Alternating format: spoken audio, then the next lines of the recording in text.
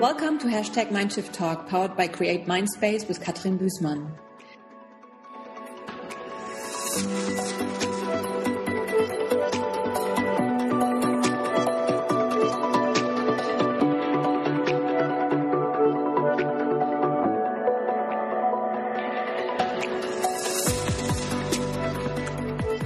Really encompassing that 21st century learning and making sure those tools, those lessons are not only explicitly taught, but again, I keep saying, but also measuring the students' understanding and finding out what they like. And perseverance, critical thinking, creativity, like all of these things are going to scaffold these incredible people, these young people that are going to be our future generation of leaders. And we all want change. We're all sitting here, whether it's climate, whether it's all the things that we want, whichever, there's lots of people have their own passion. But we need to start with our children.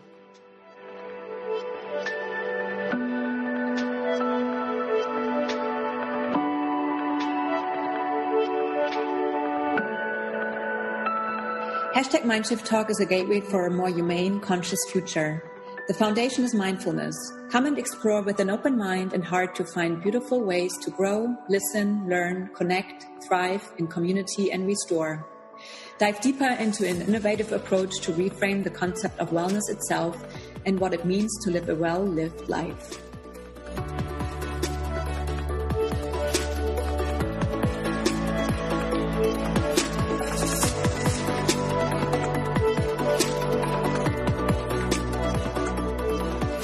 Platform to share, educate, and inspire. Welcome to our 8th episode of #Mindshift Talk. I'm super excited to announce my next guest speaker, Nikki Bonus, to our series of creating a more humane and conscious future. Define challenges, determine possibilities, create opportunities. Nikki is a unique storyteller, accomplished CEO, founder of Life Skills Group, keynote speaker and trainer with more than 20 years experience in the development and delivery of mindfulness, leadership, and social-emotional literacy programs. She was one of 100 people that was invited to participate in the Google Engage Search Insert Yourself leadership program in San Francisco, training her to deliver transformational professional development experiences backed by world experts in neuroscience, leadership, mindfulness, and emotional intelligence. Her intrinsic motivation is to show that no matter where you were born, no matter what family you were born into, anything is possible. Thank you, Nikki, for being here with us today, and welcome to #Mindshift Talk. I'm super excited to have you, and to start, it would be really great if you could please share a little bit about yourself, where you are today, and maybe what people should know about you to really get to know you. Thank you. I'm extremely excited to be here. So right now I'm sitting in Sydney, Australia, a long way from you. Mm-hmm. I am the CEO and founder of Life Skills Group, and I am a mother of 2 beautiful children and the founder of a technology company and a social impact company. What should people know about me? I'm an incredibly passionate person that's driven to make a difference, and impact is incredibly important to me. A little funny fact about me that not many people know is I started my career as a yoga teacher way back when, and way back before yoga was even really popular. I started as I had a really severe anxiety disorder, and it was like soothing balm to sunburn for me. And I think I was probably the youngest person in the yoga room by about 50 years. And from that moment, that imprint was something that changed the course of my life. You have such an impressive and inspiring career path with being the founder and CEO of Life Skills Group. Can you tell us more about what brought you there, and share a bit more about your career path? Yeah, thank you. I think one of the things even I get quite surprised by my career path.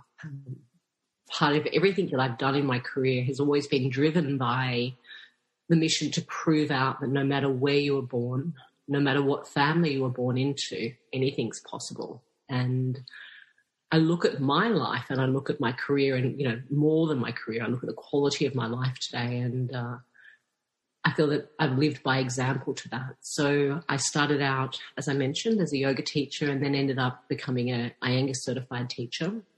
I always had a really inquiring mind and really loved the science behind a lot of practices. So Iyengar was a perfect springboard for me. And I'd been running yoga centres and health centres and corporate retreats and yoga retreats around the world. And after being out of home at the age of 16, I came from a very colourful family, to say the least. And my career in terms of the centres was flourishing. I had built an amazing community, and unfortunately my brother took his life. And it was a pivotal moment for me, as I'd been working in the centre, working with young children and young teens. And after Philip died, I looked around and I thought, is this where I'm really going to make real change? And I realised that I wanted to go right back to the beginning. It was sort of chicken or egg for me. And it led me to, I suppose, take the biggest leap of faith. And I made the decision to sell my business and to go into an area that back then was seen a little bit like peace, love and mung beans, and working with children in schools and looking at how do we teach those critical skills that, you know, today we know they're critical skills and vital skills, and they're no longer referred to as soft skills. But back then they were still seen as a little bit peace, love and mung bean, and we didn't really have the science that we have behind them today. And those, you know, there's tools of self-regulation and self-management and self-awareness and even self-esteem, and helping children to be in their body and build physical awareness rather than just, you know, competitive sports programs. And it was a really long road, and it was a road that, you know, I joke that we've had about more than 5 or 6 lights off moments where I thought, you know, we're not going to be able to keep going. We don't have enough money. We can't do this. And, you know, I think with the will behind what I wanted to do and the will behind the impact, something's always come through. And after attending the Engage Search Inside Yourself leadership program for 5 months, I then came back and secured myself a place in the MERD accelerator program that's run by Telstra, which is one of our largest telecommunication companies here in Australia. And I realised that to get the impact that the company wanted to have, I needed to start building software. And so I went, it's kind of a beautiful story, but a very long story. And I found myself in 2018 in Australia's leading accelerator building software to not only teach but also begin to measure children's emotional and mental well-being. And I could talk about that for a million hours, but I'll leave it there. And that leads us to where we are today. Wow, that's very impressive. Yeah, thanks for sharing as well that personal piece, and then how I love your passion kind of went through that to really make an impact in that specific area. And for people who really don't know Life Skills Group, what is it really about? And you started talking a little bit about that, but what's really maybe your vision, your mission? And maybe you can just go a little bit more in detail. Our vision is that every child has access to effective, measurable and affordable social, emotional and physical education. And our mission is to globally empower educators to prioritise, support and measure the development of social, emotional and physical literacy for our next generation of leaders. Wow. Yeah, thank you. And when we think about how you implement that, I think you made a massive shift and transition, really going from in-person trainings, going online. I mean, obviously, especially probably because of the last year with COVID really kind of bringing that into place. But it seems like you did that even before. How do you see this and the future unfolding? Yeah, it's really interesting because I think a lot of companies that were a face-to-face company or a service-based business did go online during COVID. We actually began our journey back in 2016. And one of the reasons that we began to build software, so Life Skills Go, which is our digital online platform, allows teachers to be able to deliver all forms of social emotional learning programs and physical learning programs through the internet, so in the cloud. It allows every student from the age of 5 to 13 to not only be able to access the platform, but what we saw that was different and why we ended up doing this, and I'll come back to your question in a moment, was how do we share knowledge? So here I am, I'm sitting here in Sydney, Australia. We've reached through the face-to-face program we've been working with around about 850 schools, about 500,000 students. We collect what works, what doesn't work with age groups, and looking at how do we share that. Now, to be able to do that face-to-face or through a training program, we realize that will never happen. We need to also take the pressure off teachers. One of the things that's really, shifted, particularly in the last probably 8 to 10 years, is our beautiful, incredible teachers have so many roles in a classroom. How can we expect them to be delivering a class on what is an emotion? How do I manage emotion? How do I manage large emotions? What's anger? How do I develop healthy, respectful relationships? And yet this is all sitting in their curriculum. And particularly now with the OECD, they've moved, a lot of countries have brought in this subject matter into their curriculum, and we're expecting our beautiful teachers to be able to not only deliver it, but also assess it. So what we realised back in about 2018 is that we were probably one of the largest providers of delivering these programs into schools, and we looked at how can we digitise it, how can we make sure that the students enjoy it, how do we also begin to measure how the students understand the content. So, for example, a class of what is an emotion, if I'm a 5-year-old, will be very different to what a 13-year-old. So we've created peer-to-peer characters because we know that children learn from their own peer group. There's a lot of learning content within there. We then use assessment tools through play, games, built-in games, quizzes and engagement to then assess whether the students actually understand them, and then giving the teachers tools, because a lot of the work that we're talking about is also needs to be measured through observation. So in the playground, in the classroom, and it allows the teachers to begin to map that, log it, and our vision is hopefully that we know that we are beginning to get a holistic view of a student. Not only are we reinforcing tools and techniques for a student, because we know if a student isn't emotionally regulated and if they are dysregulated, they're not ready to learn.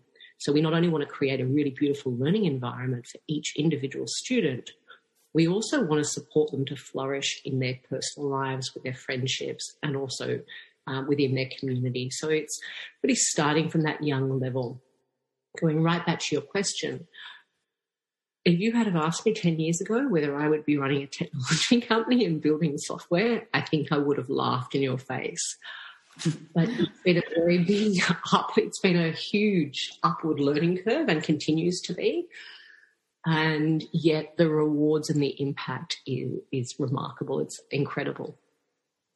Wow, yeah, that's impressive. And so is this something which is already implemented kind of in the curriculum in Australia now, in like abroad all schools, or are you working with specific school systems? Yeah, that's a really good question. So in Australia, it is actually specified in the curriculum. Mm-hmm. The CASEL model of awareness. So CASEL does have its own rating system, and that a lot of countries are using that. And there are variations within the global curriculum. So it is out there in schools, and we are working predominantly in Australia and then rolling out through the UK and America, probably the beginning of next year, mid next year. Wow, congratulations. Yeah, that's really impressive. Thank you for sharing. And kind of looking at those skills you talked about, kind of emotional, social skills, Why do you think they are so important, and especially for the children and our societies? I think today, our children, if we just talk about right today, if we look at where we're sitting right this second, our children are aware of so much more than we were. They've got access to global awareness. They're little minds. They're getting news from all over the world. We're still in a global pandemic, and I won't even go back to when we started building this. If we come right down to the first basic principle, how are you? What are you feeling? And how do you begin to either work with regulating if I'm dysregulating, but the basic primal kind of, how am I? Who am I?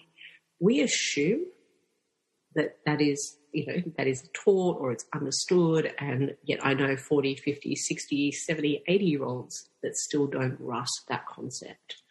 If I'm in a state of heightened emotions, I can't identify my own emotions. I can't regulate them. It's going to cause so much impact not only on my learning, but my friendship groups and my sense of belonging in the world. That ability to begin to build a child's self-awareness and explicitly teach, even just starting straight off at self-awareness, will then go into that self-management arm, which will then go into positive relationships, which will then go into wise decisions.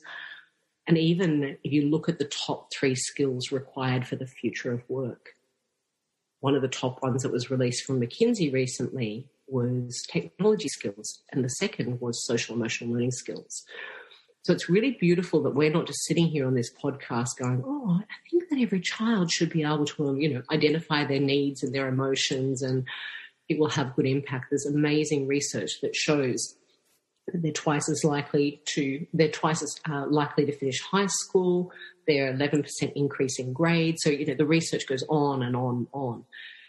And what we saw was an opportunity to take what we've been doing for over 12 years and digitize it, because there's not many companies out there that have been working on the ground while exploring across a huge cross-section of different demographics, areas, remote, non-English speaking backgrounds, and to begin to really make sure that these foundational, fundamental, critical skills were not only taught, but they were explicitly rolled out and continuously from the age of 5 to 13.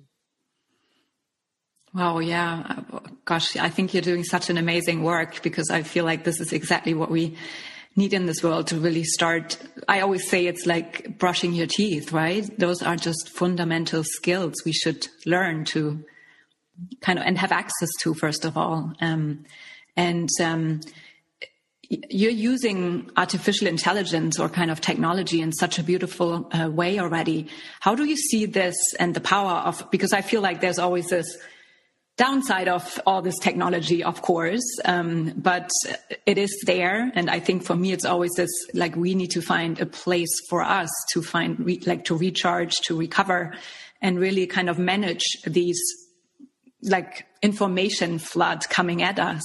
How do you see this unfolding going forward? One of the things is making sure that we're using it for good. It's really, really important. We have access to being able to use a lot of things, but if social media and all of those things could build it and use lots of things to engage people in different ways, why don't we use it for good? Why don't we use it? And this is a really big mission of ours, is we're very transparent because we work in the school systems. Our security has to be incredibly high. But if we are using technology for the purposes of good, building communities, helping children to thrive, teaching essential skills, but more than that, also being able to, if we break the fundamental down too, historically, we've measured students on their numeracy and their literacy. So how are they rating in maths? How are they rating in English? To me, that is not a holistic view on a child. How are they feeling? What's happening for them? Are they communicating? All of these things our data points measure, and we can track them on a daily basis, a weekly basis, a monthly basis, a yearly basis, and then be able to allow that teacher to really understand that individual child as well. So not only are we using that data to help and support and understand that student, but we're also helping that teacher to really build a relationship and help create those relationships of that sense of belonging and attachment that can happen in a classroom.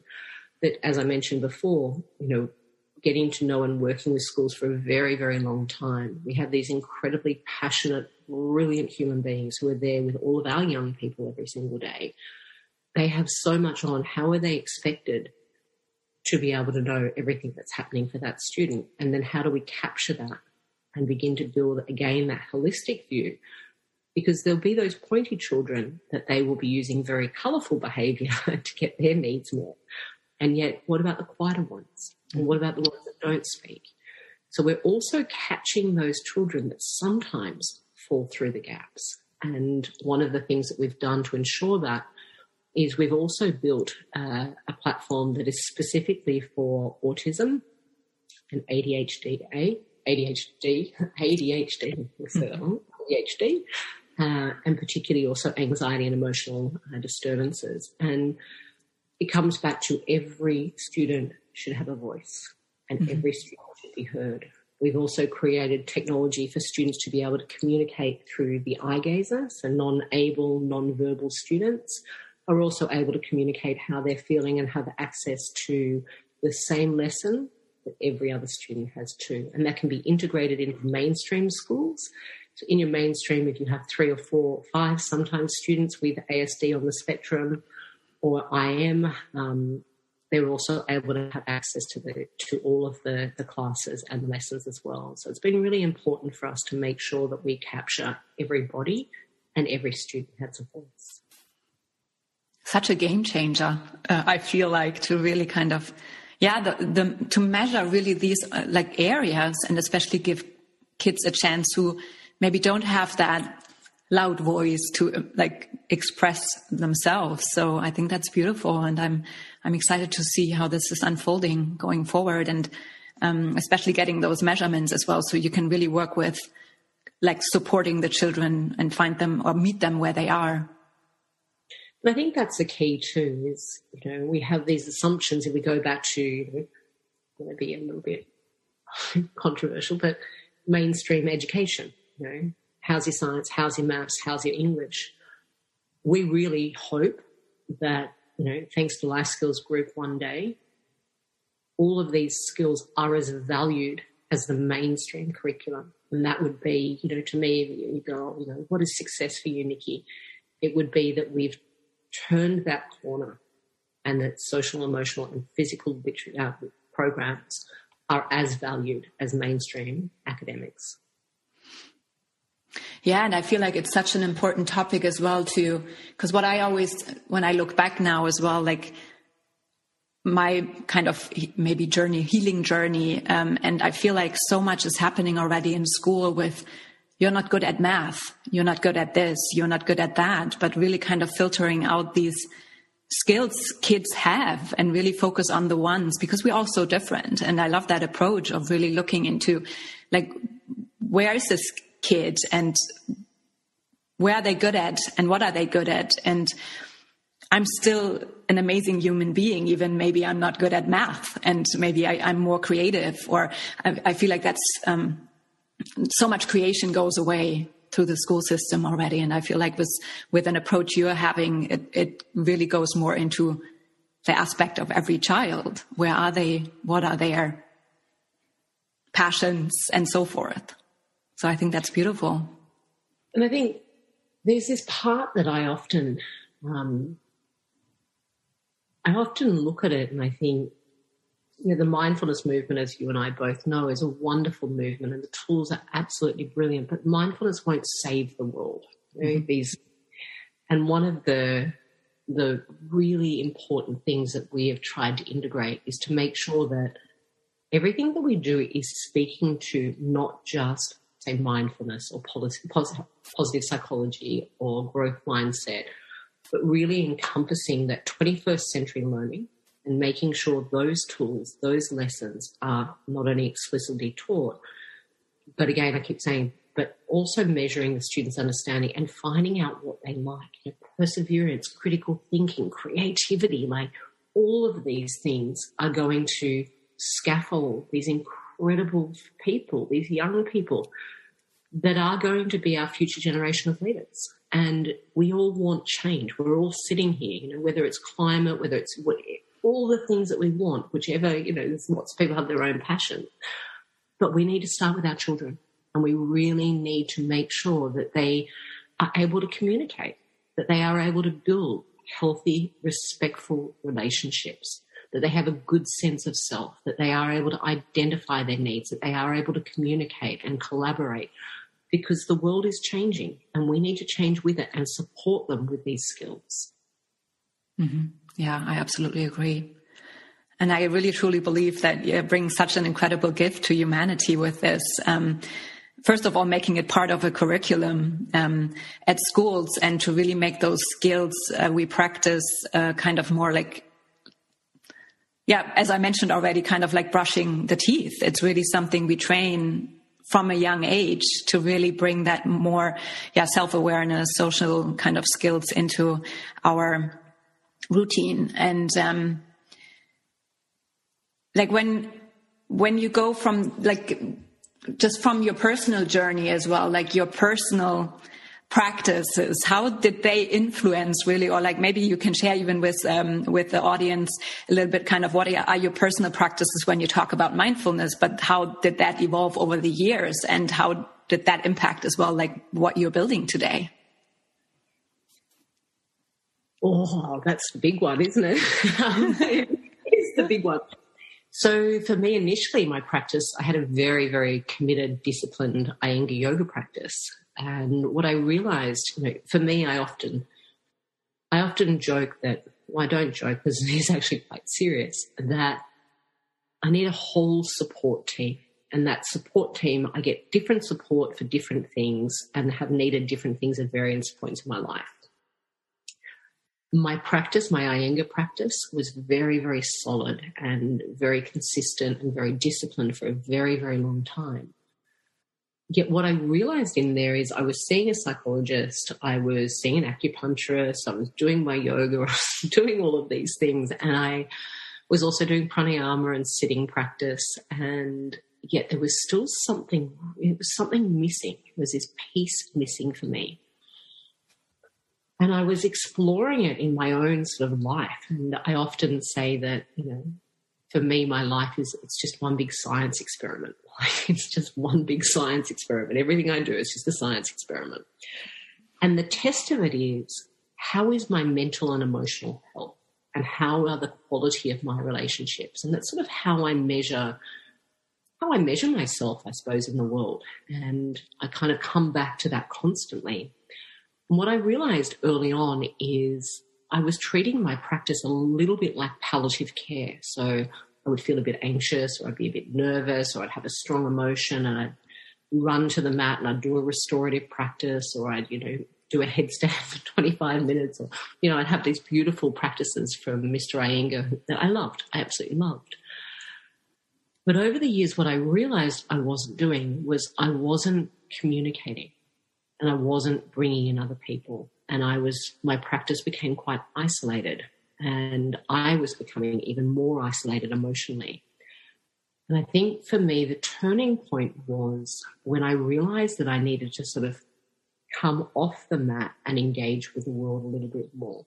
And that was where I really started to look at different practices. So the practice of self-compassion, the practice of beginning to address my level of perfectionism. Also looking at my humanness of, failure, getting really, really intimate and comfortable with failure. And these might not seem like sitting practices, but these happen in relation with people, and they don't happen on my mat or my cushion. Now, I still do all of my practices because, like you said, it's like cleaning my teeth. It's in me. I love it.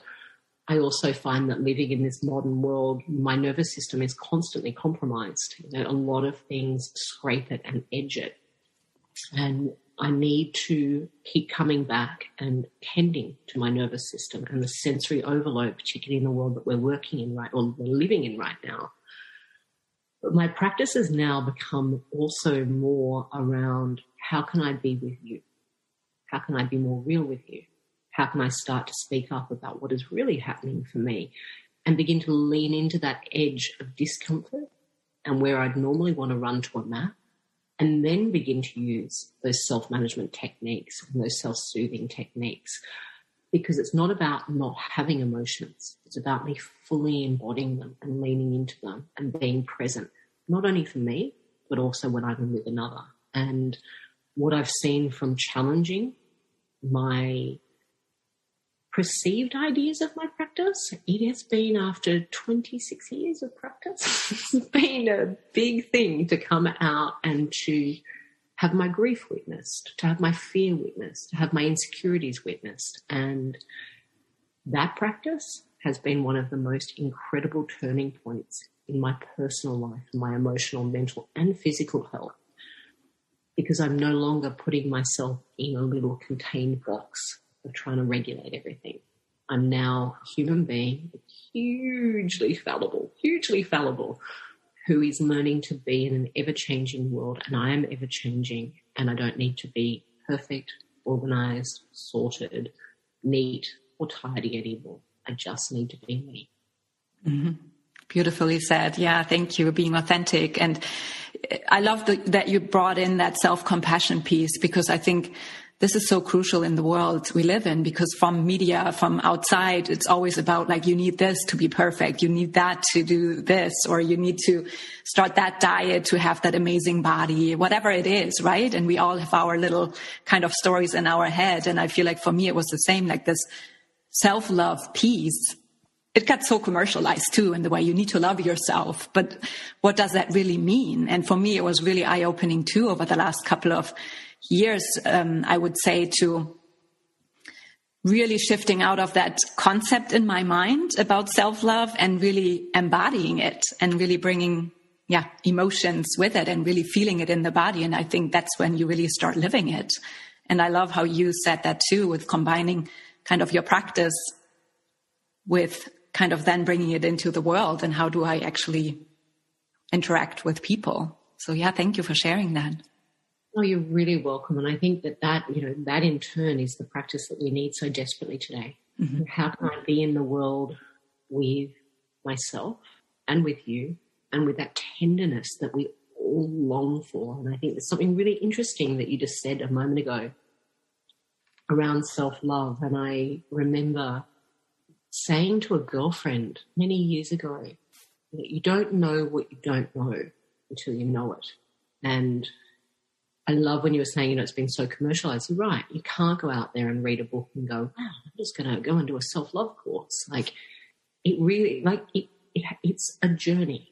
And I think that, without it being too, kind of commas around a journey, it is a process. And that process, if we don't know it, we're going to fall one way, then we're going to fall the other, and then we're going to work out, and we're going to come back, and something's going to sit nicely for us. And it might be even just learning to speak up, to set really beautiful boundaries. That can take a long time.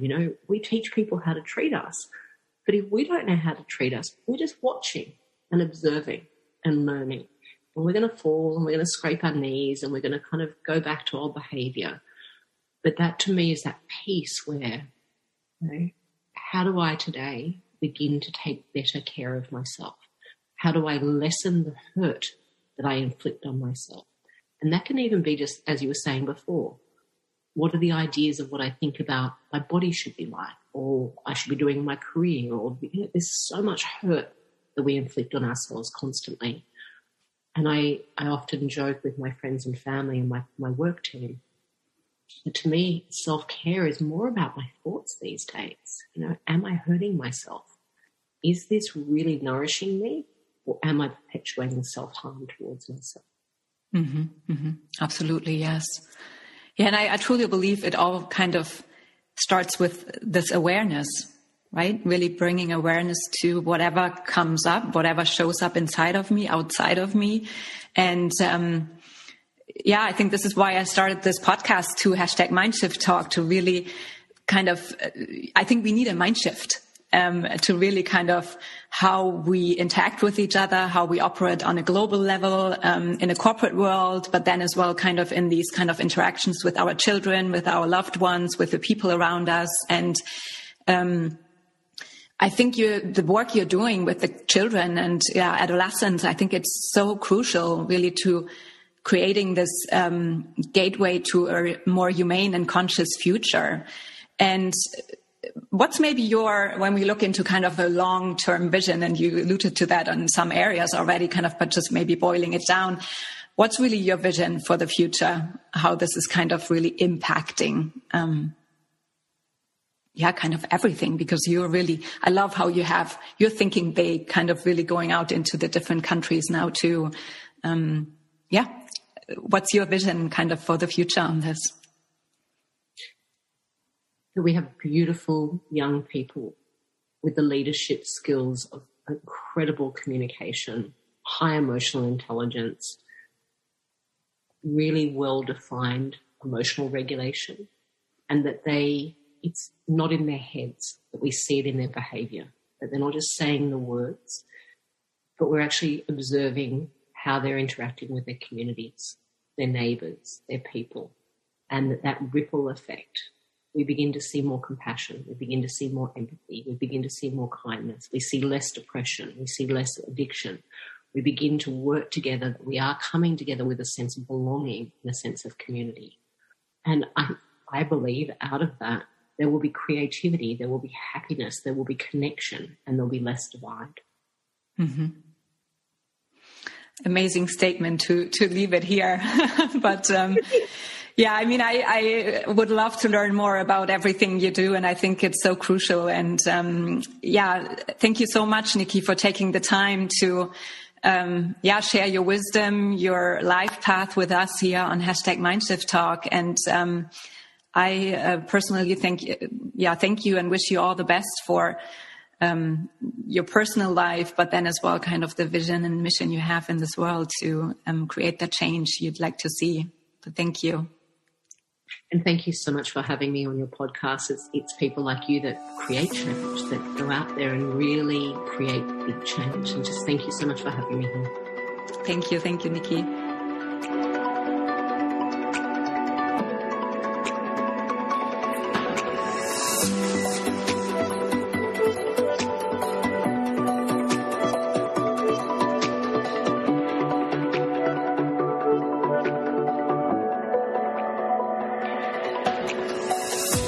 Was #Mindshift Talk. Thanks for listening. Stay tuned for our next episode with another amazing leader sharing their journey. To learn more about Create Mindspace, please check out katrinbüßmann.com. My gratitude goes out to my sister Tomke for bringing this to life with me.